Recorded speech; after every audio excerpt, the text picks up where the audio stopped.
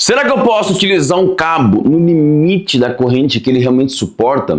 Alguns dizem que não, que eu preciso considerar sempre uma sobra nesse cabo, deixar uma folga nele de 20, 30% a mais. Mas vem cá, o estudo da elétrica é uma ciência exata, então ela não tem chance para achismo ou para esses valores de mais ou menos 20 ou 30%. Pois imagine uma obra de grande porte, 20 ou 30% a mais pode representar um custo muito alto para a obra, que não faz sentido algum. Então, pegando como exemplo, aqui na NBR 5410, no módulo de instalação B1, com dois condutores carregados, o cabo de 4 mm suporta 32 amperes. E aí, aplicando o disjuntor de 32 amperes, afinal, a corrente corrigida do cabo precisa ser igual ou maior do que a corrente de atuação do disjuntor. Então, tá tudo certo. Então, nessa situação, qual seria o problema de utilizar o cabo na capacidade máxima dele, ou seja, que ele trabalhe com uma corrente próxima ou até mesmo em 32 amperes. Afinal de contas, quando realmente começar a passar uma corrente aqui pelo cabo, sim, ele vai aquecer. E esse cabo de PVC que a gente viu, ele pode trabalhar em regime contínuo com uma temperatura de até 70 graus. E até essa temperatura, ele não vai danificar, aquecer, derreter absolutamente nada. Só que o que acontece é que quando o cabo começa a aquecer, ele vai sempre trocar temperatura com o ambiente, a lei da termodinâmica, né? Sempre a temperatura maior para menor. E esse valor que nós vimos é calculado para temperaturas ambientes de até 30 graus. Tanto que, se eu aplicar esse mesmo cabo dentro de um eletroduto numa parede que é termicamente isolante, que aí passa a ser o modo A1 de instalação, mesmo cabo passa a suportar agora apenas 26 amperes, porque ele não tem mais como trocar a temperatura. Outras coisas que podem alterar a capacidade desse cabo é a própria temperatura ambiente, porque com temperaturas acima de 30 graus, segundo a norma, precisamos aplicar os fatores de correção de temperatura, ou seja, o cabo vai perder essa capacidade de conduzir. Como ele não vai conseguir trocar mais tão facilmente a temperatura com o ambiente, ele vai consequentemente aquecer mais e aí sim eu corro o risco da capa do meu cabo não suportar. E também na tabela de número 42 a gente tem o fator de correção de agrupamento. Afinal de contas, se eu tenho no mesmo eletroduto circuitos com cabos também carregados, eles também vão estar dissipando temperatura e aí, consequentemente, fica mais difícil essa troca. Então, o cabo, mais uma vez, ele vai perder essa capacidade de conduzir corrente. Existe um estudo que mostra que esses cabos que são projetados para durar 20 anos, se ele trabalhar com uma temperatura de 5 graus acima de 70 graus, você reduz a vida útil dele pela metade, ou seja, para apenas 10 anos. Já se ele trabalhar com temperaturas superiores a 85 graus, aí você reduz a vida útil do cabo para apenas 2 anos e meio. Aí ele começa a ficar com uma capa quebradiça e etc. Ou seja, com tudo devidamente calculado, todos os fatores aplicados, inclusive calculado aquela tensão que pode mudar tudo isso,